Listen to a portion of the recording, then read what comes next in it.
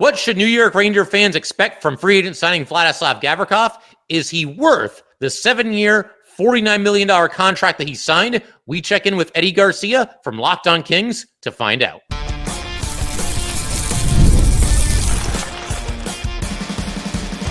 You're Locked On the New York Rangers, your daily podcast on the New York Rangers. Part of the Locked On Podcast Network, your team every day.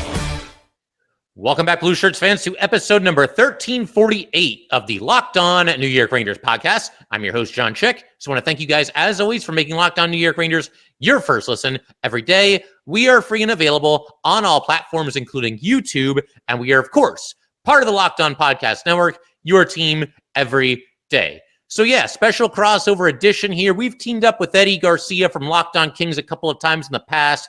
We did a quick crossover segment when the Rangers picked up Arthur Kaliev off of waivers, but a significantly more important move, it would seem, today with the Rangers, of course, signing Vladislav Gavrikov about a week ago at this point, and obviously Gavrikov spent some time with the Kings, so we're going to talk to Eddie, ask him everything we can possibly ask him about Gavrikov, also get into a couple of other offseason storylines for both the Rangers and the Kings. Enjoy. All right, so let's go ahead and kick off this very special crossover edition of Locked On New York Rangers and Locked On Los Angeles Kings. It's John Chick with Locked On New York Rangers, joined by my good friend Eddie Garcia of Locked On Kings. And Eddie, obviously the Rangers, they were connected to Gavrikov for quite some time. Free agency begins, they pounce, they get their guy. And I just wanted to get your general reaction for starters here. I mean, how tough was it to lose Gavrikov, and did you kind of see this coming? Because the Rangers were connected to him for quite some time.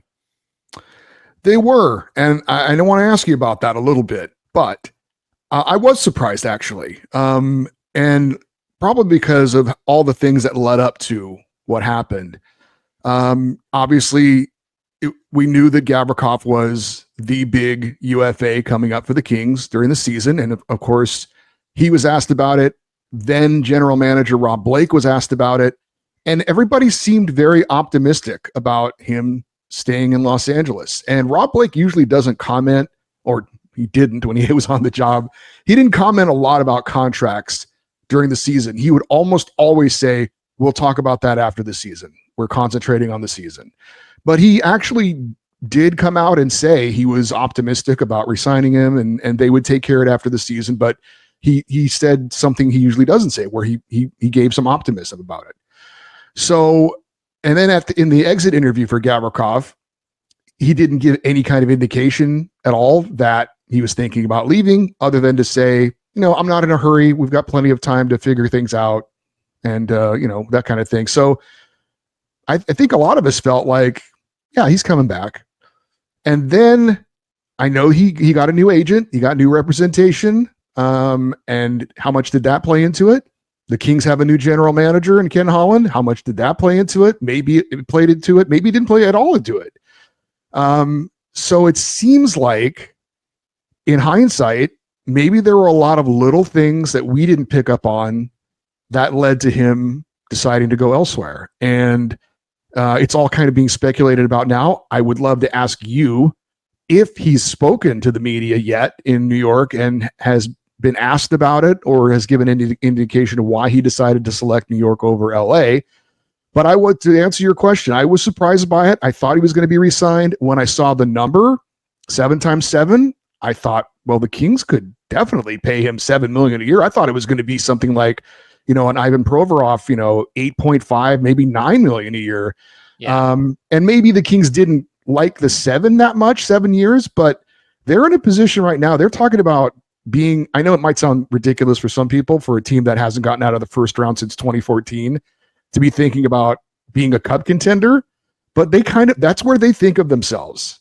They think they've had bad luck having to run into the Oilers. They thought that they let one slip away last year.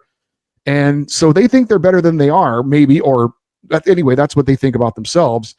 So I would have thought that they would give Gavrikov at least 7 times 7. And even if they didn't like the number of years, they're in it to win it now. So what do they care? Let's make the team as strong as it can be for now, and we'll worry about year 5, 6, 7 then.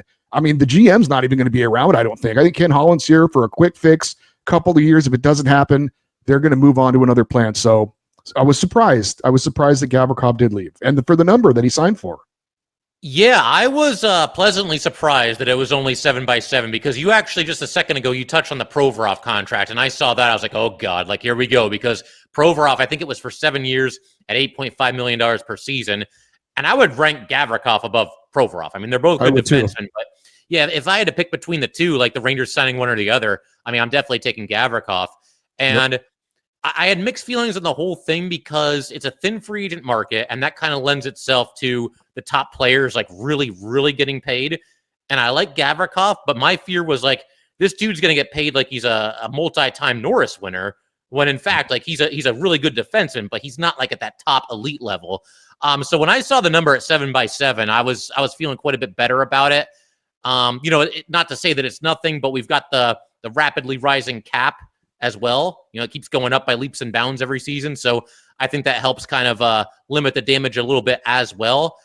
And my other concern with Gavrikov, it wasn't so much about Gavrikov as it was about next year's free agent class, because as I'm sure you know, Eddie, I mean, next year's free agent class is just wild. There's, and not that all those guys will make it to free agency. Some of them might re-sign with their current team. You got one right there, Adrian Kempe, who's in that category. But be that as it may, man, like I want the Rangers to take their shot at, one or maybe even two of those guys. So you sign Gavrikov, and it does take out a chunk of the salary cap. But by that same token, they should have enough cap space next season where they can make a run at one of those guys. And the bottom line, I mean, the Rangers needed a defenseman like this. They're lefty. Their defensemen in general were shaky last year, but especially the left side. Keandre Miller no longer here. It feels like a move that was really, really necessary for the Rangers. And it kind of felt to me like they were the front runners, and, they went out and made it happen. And overall, I'm feeling pretty good about it. I don't know if you saw this or not, but Elliot Friedman talked about the Kings and Rangers trying to work out a sign and trade. Yep. And it fell through. And my thoughts on this, and maybe you've got a better read on this than I do, is it seemed like at some point it did seem like this was going to happen and he was going to the Rangers. And it seemed like they knew it and he knew it and maybe the Kings knew it. And so I'm thinking, well, why would the Rangers give up anything for him if they know he's coming? If he's given them, however he's done it through back channels or whatever, if he's told them, I'm coming to New York, I want to go there, why would they do a sign and trade? Why would they give up anything for him? That didn't make much sense to me. Yeah, no, I didn't want that to happen either. I actually talked about that very topic a little bit earlier today on the episode that I recorded a little bit before this. But yeah, I mean, to give up anything when you know that he wants to come here anyway, I mean, I guess if you do the sign and trade, you guarantee that you get your guy, right? I mean, that's part of it. But then again, Gavrikov doesn't have to do the sign and trade on his end. Right. So, and yeah, the Rangers don't want to give him an eighth year, right? Because that's the other big thing too. Yeah, because he'll be 36 when this contract ends, which getting up there a little, not ancient, but for me, like I didn't see a reason to go to an eighth year. I mean, 7's good. I'm good with 7, And when you sign somebody to a 6-year deal, a 7-year deal, an 8-year deal, and I know the CBA next year is going to limit it to, 6 and 7, depending on whether he's your guy or not. But when you go that long, you kind of accept the fact that, okay, well, this might not be so good in the last year or two of this contract, right?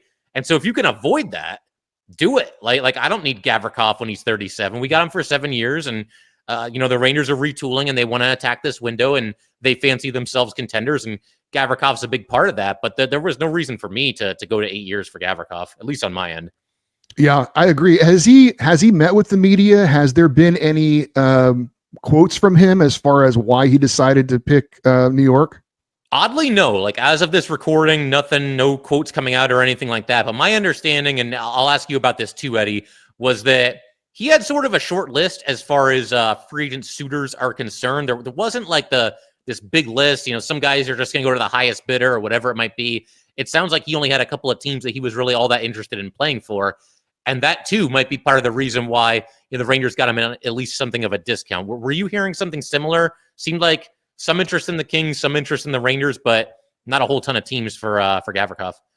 It seems like he had zeroed in on New York, and we're all speculating now on the reasons for that. And some of the things that have been mentioned are, he's now closer to his homeland in Russia.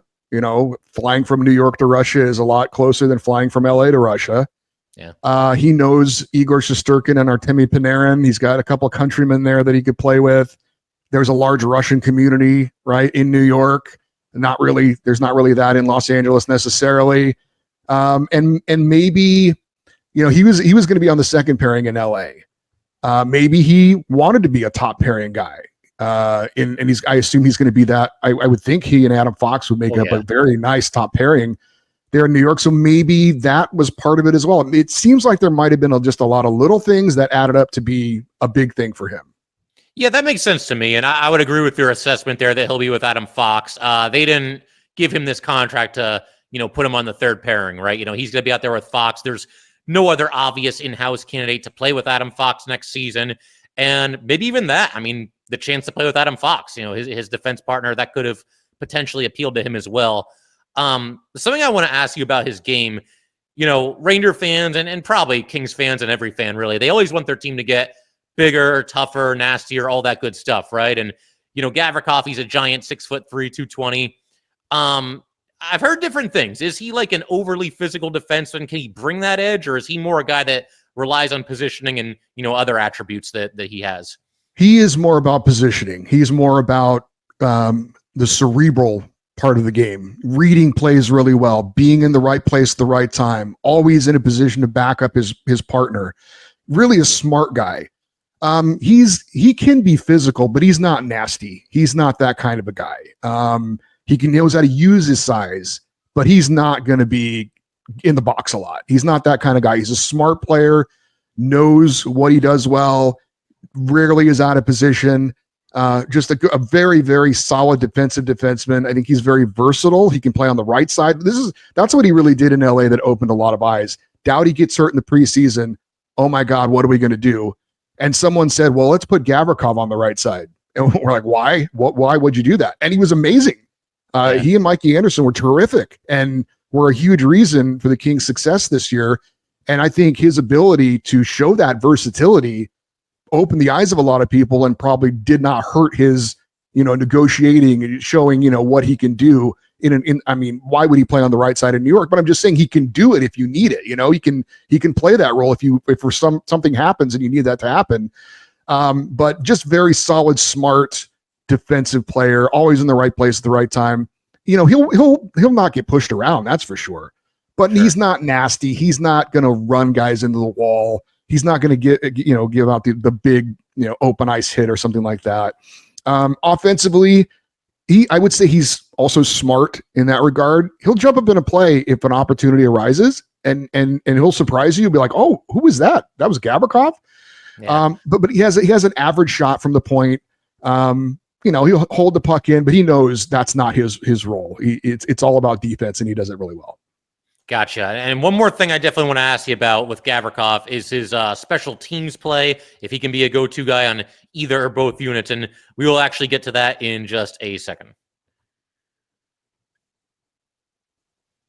All right, today's episode of Locked On New York Rangers is brought to you by Monarch Money. Ever wish managing your money felt easier? With Monarch Money, it can be. Whether you're growing your savings or planning a big purchase, Monarch puts you in the driver's seat. It's like having your own personal CFO, giving you full visibility and control over your finances. Monarch Money is more than a budgeting app.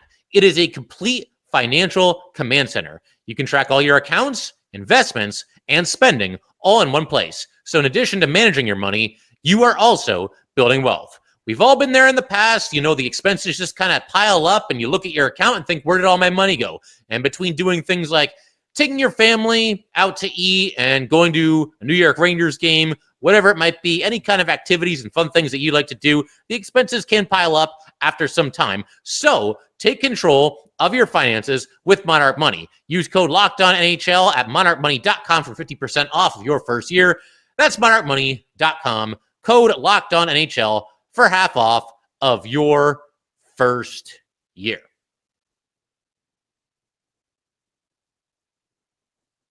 All right, so we're doing this special crossover edition here, Locked On Rangers, Locked On Kings, and we just want to thank the everydayers for always tuning in, always supporting both shows, and Eddie and I, I'm sure, are going to continue covering the offseason, all the wheelings and dealings of both teams.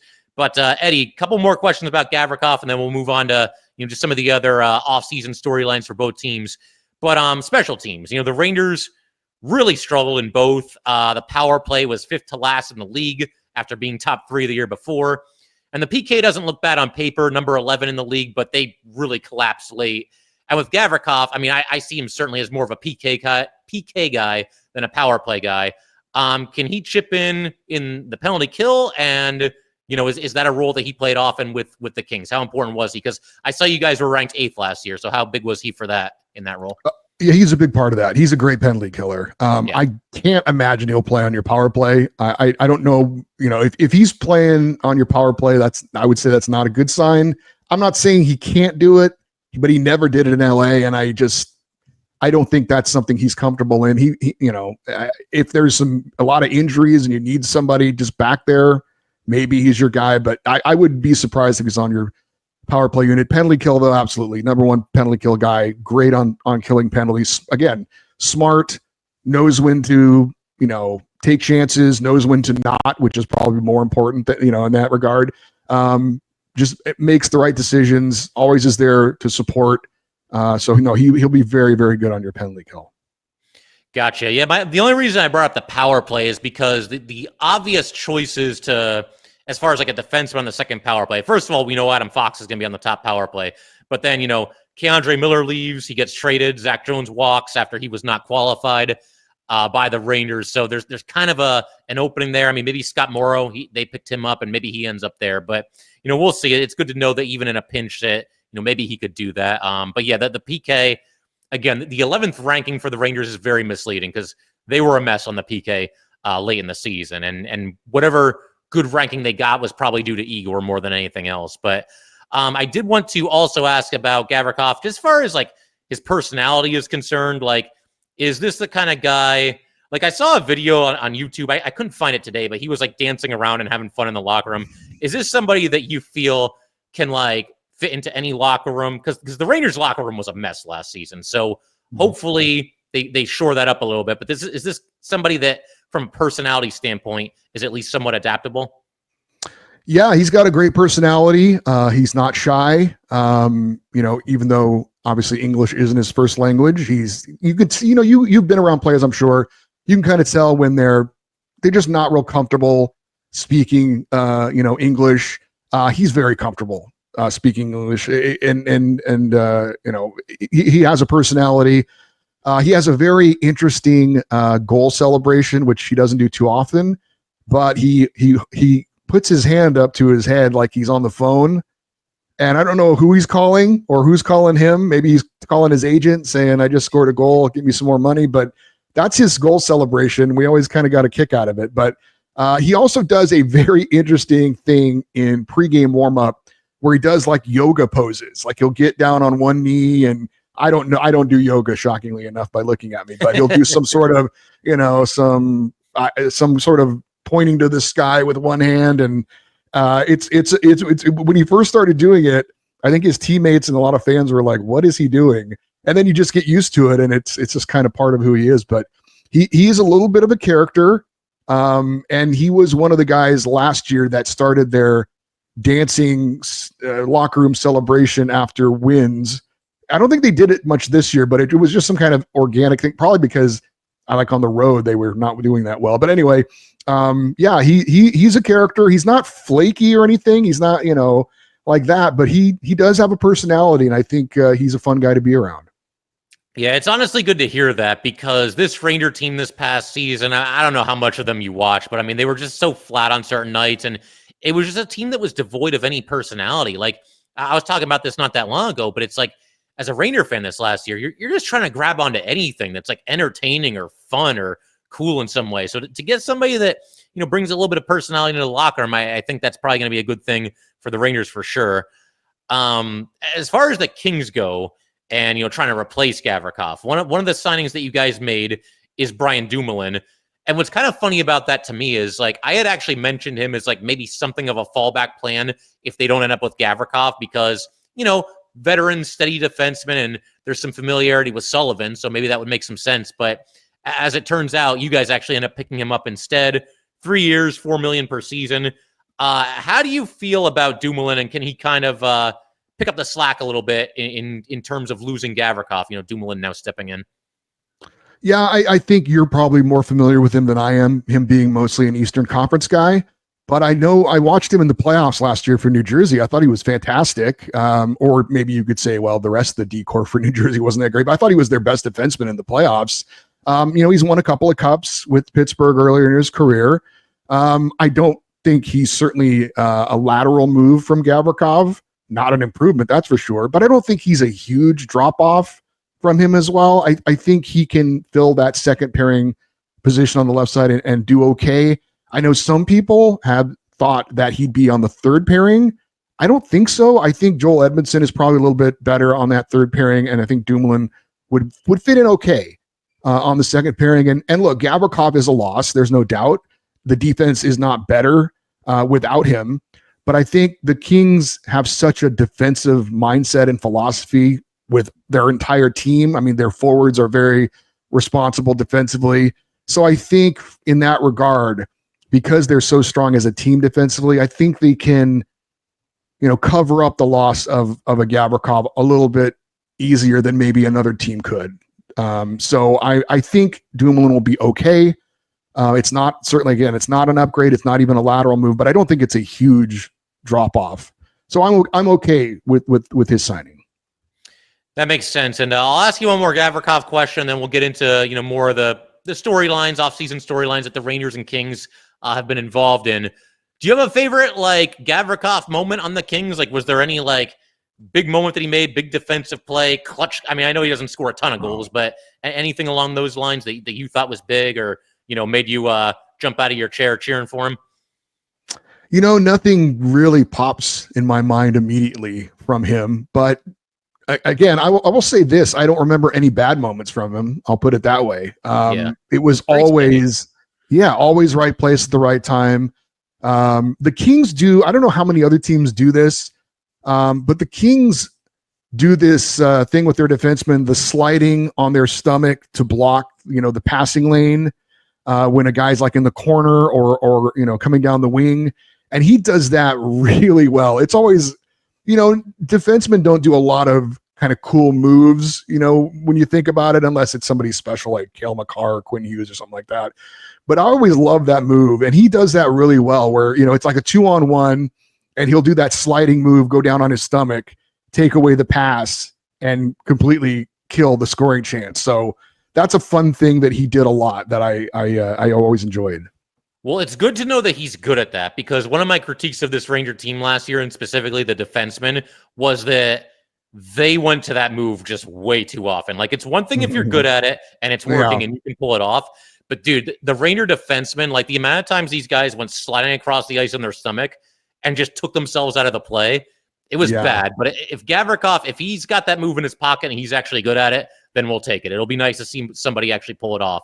It's funny. It's kind of funny you say that. Drew Doughty tried to do that against Connor McDavid in the playoffs, and he looked like a complete fool. That was a really, really bad move. Don't do that against that guy.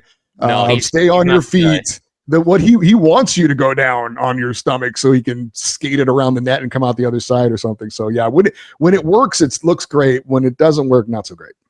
Yeah, it's one thing when you're up against a bottom sixer, but when you're up against Connor, it's probably not the move to go to. Granted, I don't have a good strategy in defending him, but nevertheless, I think that applies. So yeah, we can keep everything rolling just a second. We'll get into a couple other off-season storylines here before we call it, and should be fun.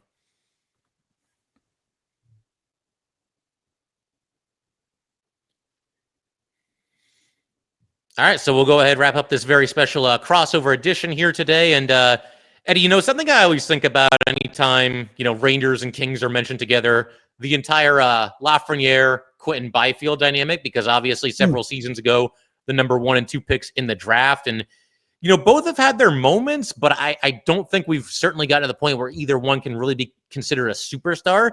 But I just want to get your take on Biffield, where he's at, and seems to be steadily getting better season after season. I know he dealt with some injuries early in his career, and that doesn't seem to be a problem anymore. But just your thoughts on Biffield and where he's at.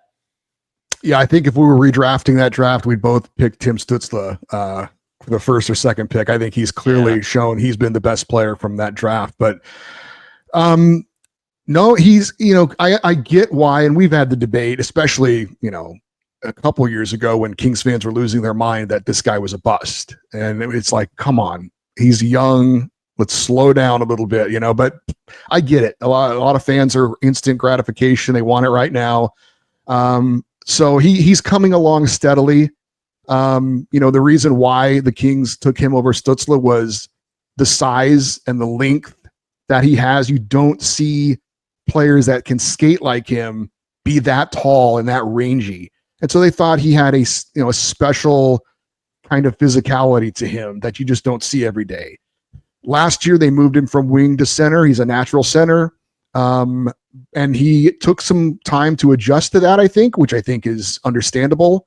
But he came on really strong in the last couple of months of the year and did a lot of special things. And if he can start off next season where he left off, I think he could have a really, really great year. And I think he would be well on his way to being the Kings' number one center.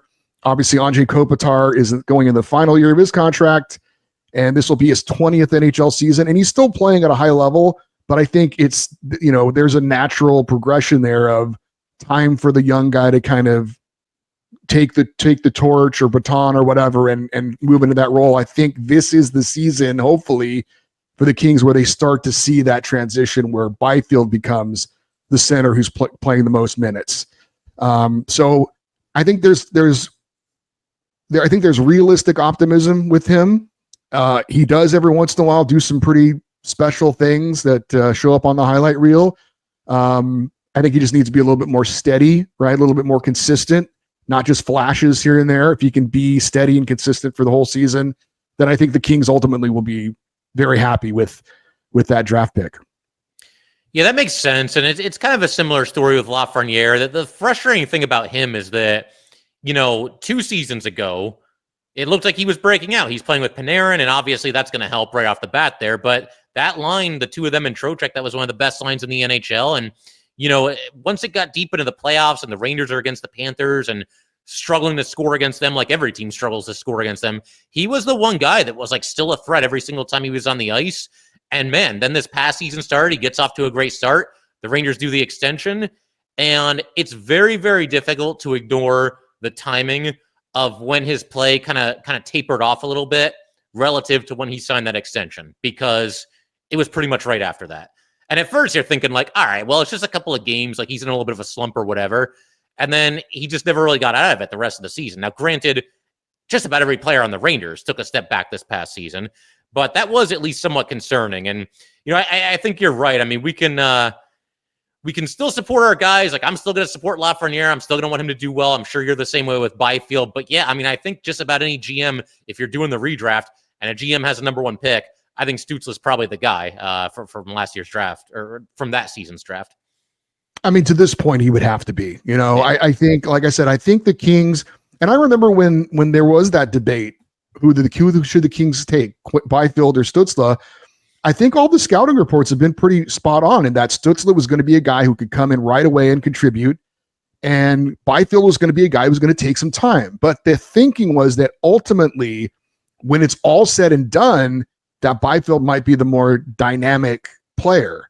Now that still has to be proven. And again, I think consistency goes a long way in that. If you're going to be a great player, it can't just be occasionally. It's got to be more often than not.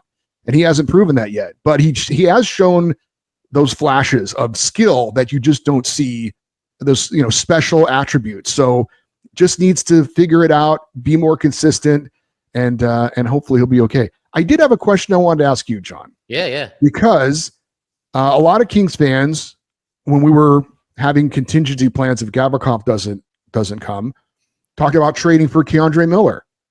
And upon seeing what you guys got for him and the contract he signed with Carolina, I'm glad the Kings didn't do that.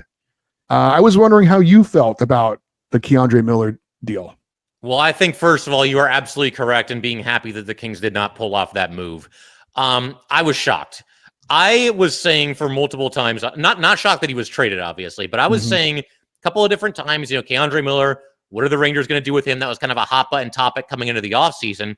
And I was saying that I think they can get a first rounder for Miller, because when you look at the trade deadline this past season, I mean, you've got guys that are like decent players, but they're all getting like second round picks and like a second and a fourth, or even a first. And I'm looking at all this. I'm like, man, like if this stays the way that it is now in the offseason, like, yeah, they can get a first rounder for Miller. And I would have signed up for that in about 2 seconds. But to get a first rounder, a second rounder, and Scott Morrow, who hasn't played a lot in the NHL, I think 16 games. But my understanding is he's a pretty good prospect for the Canes. And obviously now with the Rangers, I was blown away by that. And the crazy thing, too, is, the rumors start picking up that day after the Rangers signed Gavrikov that the Rangers and Canes are talking about Miller. And I'm thinking like, oh, they're going to trade him in division? Like Drury hates trading guys even within conference. And my first instinct was, okay, well, that might say a lot about how the Rangers feel about where Miller's game is right now. But I think the bigger reason that deal was struck with the Canes is that massive haul that we got for him. And, I don't want to speak for every Ranger fan, but I think pretty overwhelmingly right now, most Ranger fans are completely in favor of that trade. Miller, early in his career, thought he looked great. First 2 years, I'm thinking like, man, give me this guy and Adam Fox for a decade plus, anchoring this blue line for the Rangers. The last season or two, and especially last year, it just tapered off. There's just times where it seems like his head's not in the game. A lot of like just critical mental mistakes at some really important parts in the game as well. I threw out the idea of the Rangers maybe bringing him back on a 1-year deal. I don't know how realistic that ever was, but dude, like Ranger fans hated that idea. Like I looked at the YouTube comments section and nobody was on board with that. So I think that'll give you an idea of like where Ranger fans were in terms of where Miller's game was. And honestly, man, like Miller could end up being a star. Stranger things have definitely happened, but what I saw last year was concerning. And honestly, I think you guys may have dodged a bullet, especially with that contract that he ended up signing. Yeah, I think so too. And I have one other question for you. And Sure. There was the tampering thing came up with Mitch Marner in Vegas. That was a story for a little while. And so Kings fans were asking me, what about the Rangers? Can we file a complaint tampering, because we've all knew this was going to happen. It's been talked about, leading up to it. And then there he signs there. I'll just ask you, what are your thoughts? What are your thoughts when you think somebody says something about that when it comes to Gavrikov? Yeah, I mean, it's one of those things where I think it's hard to ever really prove it, right? Because they're not supposed to talk to other players, but it probably happens. And then isn't there even that short legal tampering period? Is that a thing in hockey?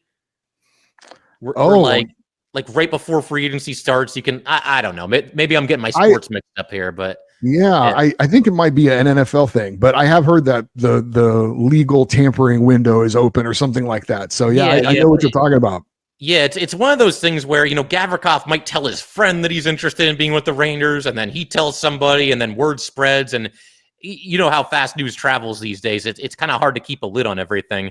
So, I mean, I don't think the Rangers overstepped. I don't think they broke any rules. I can't say for sure, but it's one of those things I think it'd be really, really difficult to prove that a team actually did that, if that makes sense. No, it's 100%. And that's what I've said. It's really difficult to prove. Somebody has to be really stupid to get caught with tampering. Yeah. And they look, these people are smart. They're back channels. They know how to do this. And I understand, because when a guy signs, right away on July 1st, you're like, well, obviously this has been in the works. They've already talked about the numbers, and it's not like, we hit 9 a.m. or I guess it's noon Eastern time. I'm sorry, Pacific time.